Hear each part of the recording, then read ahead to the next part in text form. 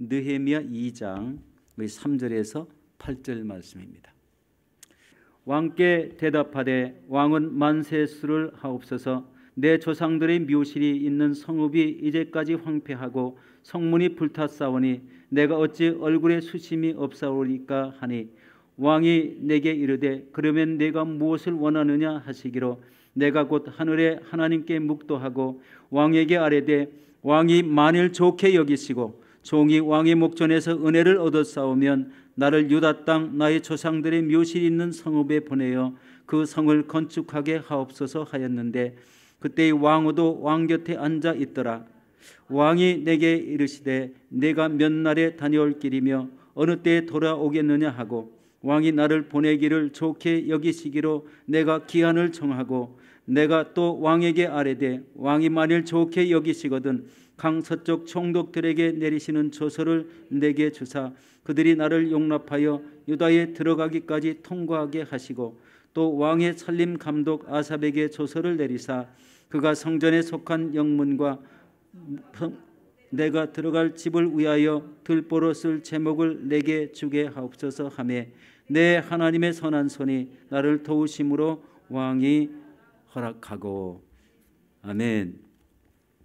오늘 저는 이 말씀을 의지해서 우리 기도로 준비한 자라는 제목으로 은혜를 나누도록 하겠습니다.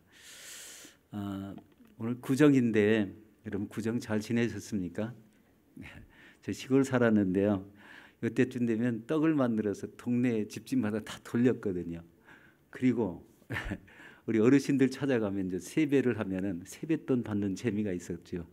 그런데 뭐 그런 풍습이 다 없어진 것 같고 이민 생활하다 보니까 그런 설날이 언제인지도 잘 모르게 지나갈 때가 많습니다. 참 좋은 풍습인데 우리가 이 땅에서 그걸 이어질 수 없으니 좀 안타까운 마음도 있죠. 자, 말씀을 나누도록 하겠습니다. 여러분 한홍 목사님이 쓰신 하나님과 함께 걸어가는 길이란 책에서 기도에 대해서 이렇게 말씀을 하고 계십니다. 많은 사람들이 기도를 하지만 정작 기도의 응답을 받을 준비는 전혀 하지 않고 있다.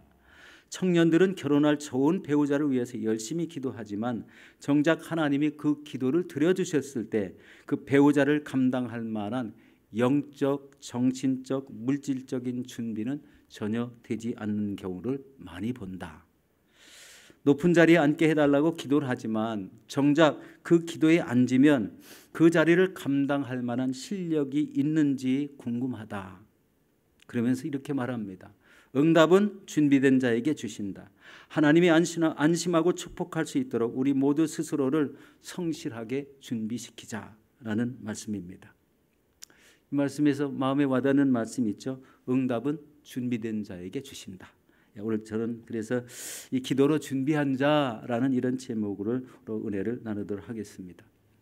여러분 에레미야는요 고국에서 온 형제들을 통해서 예루살렘의 형편을 물어보았습니다. 아주 비통한 소식을 듣게 되었는데요. 그 말씀이 느헤미야서 1장 3절에 말씀하고 있습니다. 그들이 내게 이르되 사로잡힘을 면하고 남아있는 자들이 그 지방 거기에서 큰 환난을 당하고 능욕을 받으며 예루살렘 성은 허물어지고 성문들은 불탔다 하는지라. 이 소리를 들은 느헤미야가 앉아서 울고 수일 동안 슬퍼하며 하나님 앞에 금식하며 기도를 하게 됩니다. 그 기도의 내용은 먼저 회개 기도를 했다는 것을 보게 됩니다. 이 느헤미야서 1장 6절에서 7절 말씀인데요. 한번 같이 보도록 하겠습니다. 이제 종이 주의 종들인 이스라엘 자손을 위하여 주야로 기도하며 우리 이스라엘 자손이 주께 범죄한 죄들을 자복하오니 주는 귀를 기울이시며 눈을 여시사 종의 기도를 들으시옵소서. 나와 내 아버지 집이 범죄하여 주를 향하여 크게 악을 행하여 주께서 주의 종 모세에게 명령하신 계명과 율례와 규례를 지키지 아니하였나이다. 아멘. 여러분 기도의 첫 단계는 자신을 살펴보며 하나님 앞에 온전히 믿음을 지키지 못했다는 것, 특별히 하나님의 말씀인 율례와 법도와 규례를 지키지 않은 것을 바로 이 회개했다는 것입니다. 하나님의 말씀과 그 뜻대로 살지 못했던 것을 회개한 그런 말씀을 주고 있습니다. 여기서 놀라운 것은요, 느헤미야라는 그런 우리 사람이 이 포로민의 후손으로서 포로지에서 태어난 사람인데요, 바로 이 포로민 3세대의 사람입니다. 그런데 이 사람은요, 하나님을 사랑하고 이스라엘의 고국을 사랑하고 성전을 사랑하는 이런 마음이 간절했다는 거예요. 이런 포로지가 이방 땅입니다. 바로 바빌론 포로로 끌려와서 이제 그 수많은 고초를 겪으며 살아온 자기 부모 선대 우리 선조들이 있었는데, 그 땅에서 얼마나 잘 정착했는지 지금 아닥사스다 왕의 술 맡은 관원장이 되었다는 거예요. 술 맡은 관원장은요, 우리 왕이 가장 총애하는 그런 사람을 썼다고 합니다. 믿을 수 없는 사람이 바로 이 음식을 만들고 술을 만들어 와서 그것을 마실 때 왕의 해를 받을 수 있는 그런 위치이기 때문에 가장 믿을 수 있는 이런 직책, 우리 술 맡은 관원장이 되었다.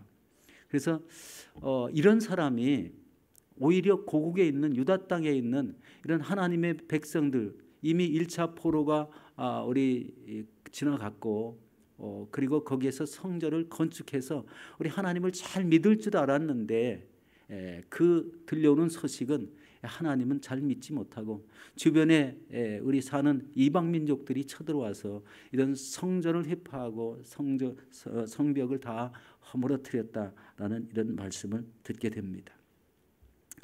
바로 이 소식을 들을 때 그놈들 나쁜 놈이다 이런 말을 하기 전에 바로 이 고국에 큰 혼란이 임한 것은 내가 믿음을 지키지 않아서 그랬다. 하나님의 말씀을 온전히 지키지 않아서 하나님의 보호하심이 우리 민족에게 있지 않았다는 것을 깨닫고 회개했다는 것을 보게 됩니다.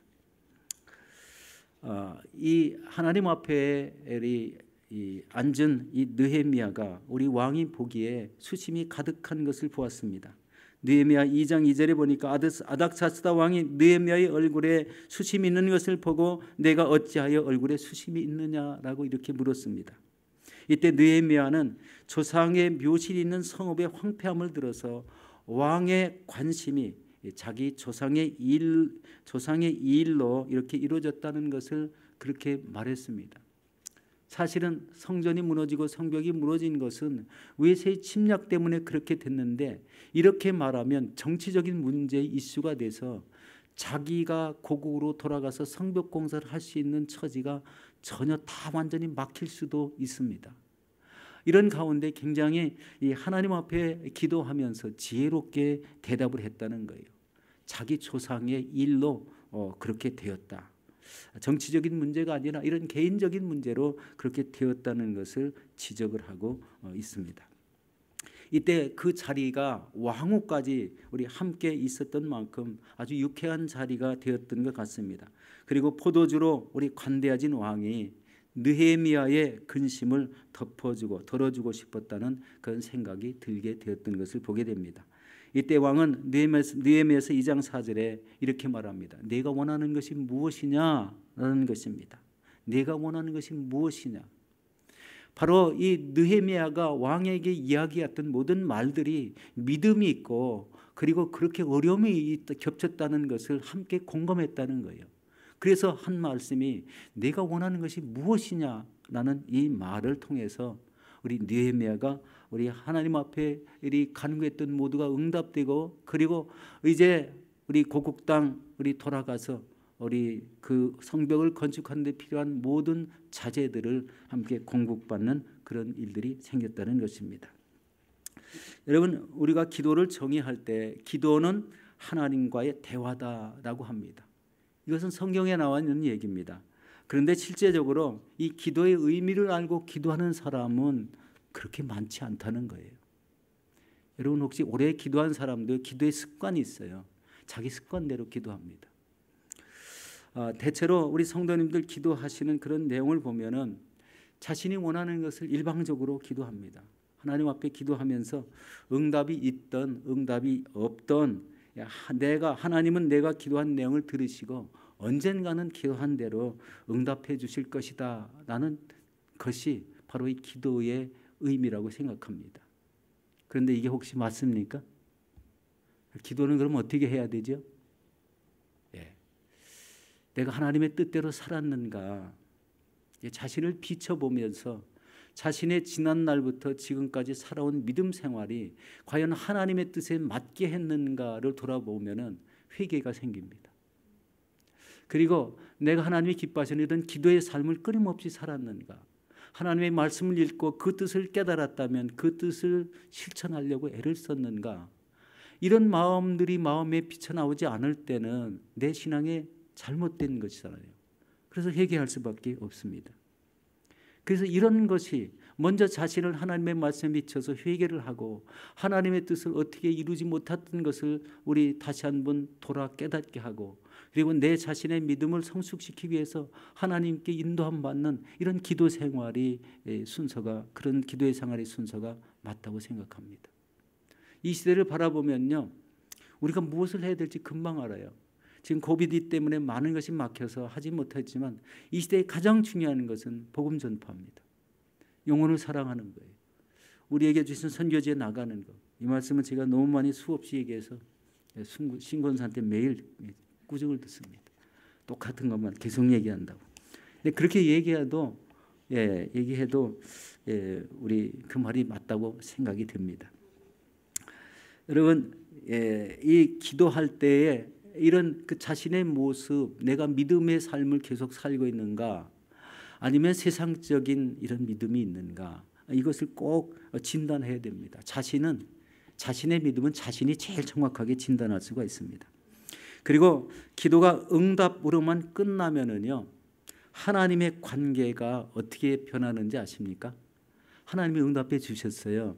그런데요, 하나님과의 기쁨을 누리지 못한다는 거예요. 무슨 공적인 이런 석상에 있는 사람같이 내가 기도하니까 하나님이 응답해 주셨어. 그래서 기쁨을 잠시 누리다가 기쁨이 오래가지 못하는 것은 어떤 일입니까? 하나님과의 친밀한 교제가 계속 매일매일 일어나지 않고 있다는 증거가 바로 그런 내용입니다. 하나님의 친밀함이 계속 유지되려면 끊임없이 하나님 앞에 나와서 뜻을 묻고, 이럴 때는 내가 어떻게 살아야죠? 하나님의 길을 물어야 되는 거예요.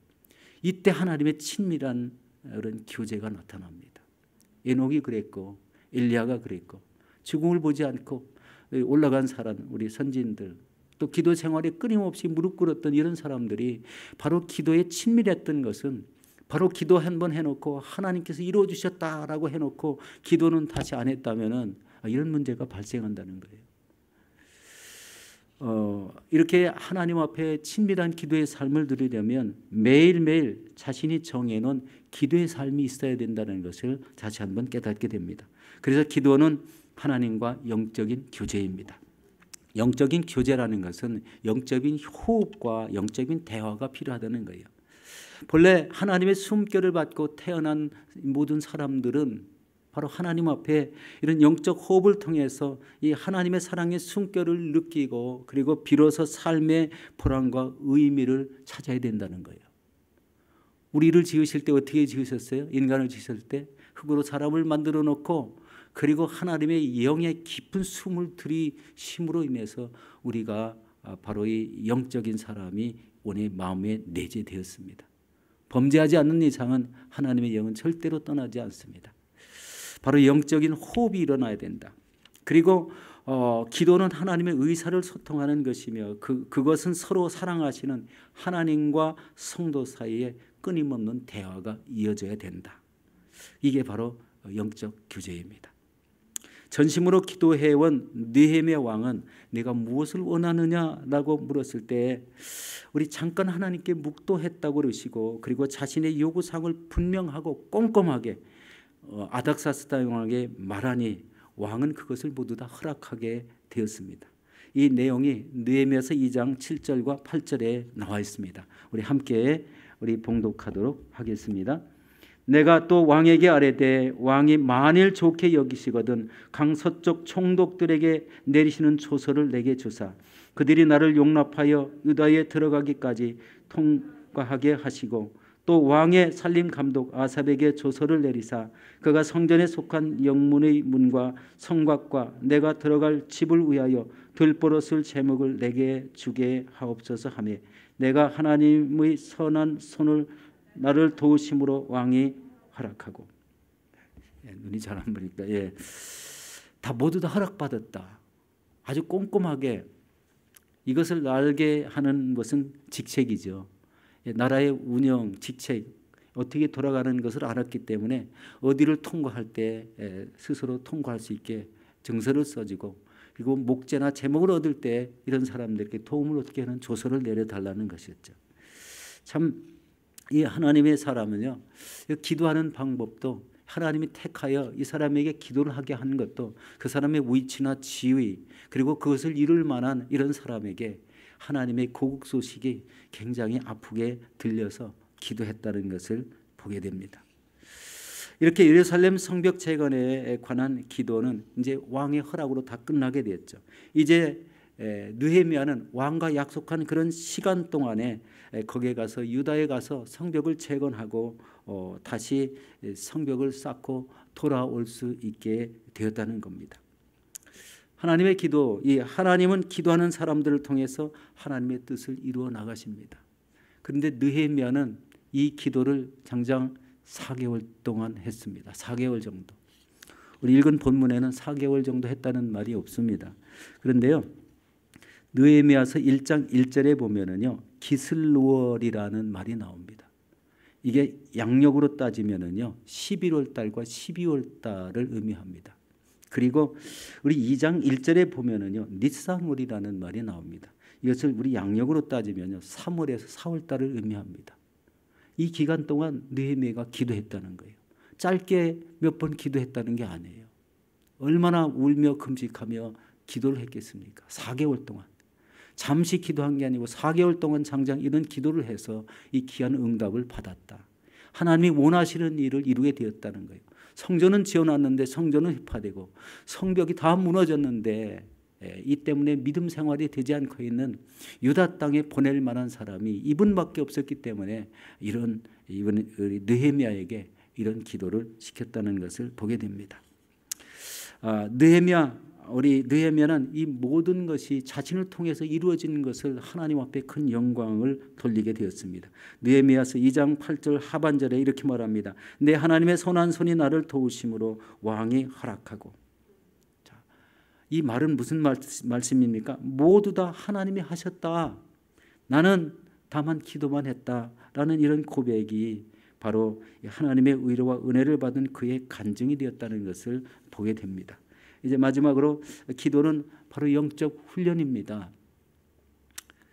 기도의 사람인 사무엘 리더포드라는 이런 사람은 그리스도를 위해서 헤아릴 수 없는 많은 일을 하면서 자기 인생을 바친 사람입니다.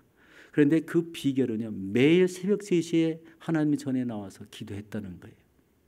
기도의 시간을 가진 사람이었다는 겁니다. 여러분, 기도의 시간 꼭 가지시기 바랍니다. 하나님은요, 기도하는 사람을 통해서 어떤 일을 이루고자 하실 때는 이 기도하는 사람을 통해서 이룬다는 것을 우리 깨달으시기 바랍니다. 그게 축복받는 비결이고 하나님의 은혜 안에 거하는 비결이 되는 것입니다. 우리 앤드류 목사님이라는 분은 하루에 5시간 이상을 기도와 말씀을 공부하는 데 보냈다고 합니다. 마틴 루터는 너무나 이상한 고백을 했어요. 내가 할 일이 너무 많기 때문에 하루에 3시간 이상을 기도합니다. 좀 말이 잘 안 맞죠. 너무 많은데 기도할 시간은 없을 것 같은데 그래서 3시간 이상을 기도했더니 종교 개혁이 일어났다는 이런 말씀입니다. 윌리엄 캐리, 우리 잘 아시는 말씀이죠. 구두수선하는 자기 자리 앞에 3개의 지도를 펼쳐 걸어놓고, 그리고 자기가 기도할 표를 3가지를 적은 종이를 붙여놓고 그 종이를 볼 때마다 매일매일 기도했다고 합니다. 그 내용이 바로 이런 겁니다. 큰 비전을 가져라. 크게 기도하라. 그리고 큰 기대를 걸라. 이런 기도를 했던 사람이 어느 날 결국은 그 자기가 다니는 교단에 우리 선교사로 파송이 되어서 우리 인도로 가게 됐고, 인도 땅에 어마어마한 일이 벌어졌습니다. 우리 복음을 전했고 모든 주변의 많은 종족들을 하나님 믿게 했고, 그 주변에 발간되는 우리 신문까지 다 이분이 발행하고 수많은 영적 지도자를 세우는 엄청난 변화를 일으켰습니다. 그런데 바로 이 오지에서 선교를 하다가 자기 아내와 자기 가족들은 다 잃었습니다. 엄청난 아픔을 겪었죠. 그렇지만 하나님이 주신 사명을 끝까지 이루어서 우리 인도에 엄청난 이런 변화를 가져왔던 이런 선교사님이십니다. 우리 사랑하는 성도 여러분, 매일 기도하는 삶을 통해서 하나님과 깊은 영적 교제를 하시기를 바랍니다. 깊은 영적 교제가 하나님과 친밀함을 이루고 그 깊은 영적 교제를 통해서 하나님의 명령이 나옵니다. 명령을 받은 사람은 가는 거예요. 뒤를 돌아볼 필요 없습니다. 우리 믿음의 선진들이 다 그렇게 살았습니다. 그분들은 다 지금 천국에 계시죠. 바로 이 거룩한 습관이 우리 자신의 영적 성장을 이루고 하나님의 뜻을 이뤄나가는 귀중한 역사가 된다는 것을 다시 한번 깨달으시고, 여러분 기도하는 시간 정해놓고 기도하시고, 그리고 이렇게 기도하는 자리에 나오셔서 함께 뜨겁게 부르짖고 응답받으시는 저와 여러분들이 되시기를 예수 이름으로 축원합니다.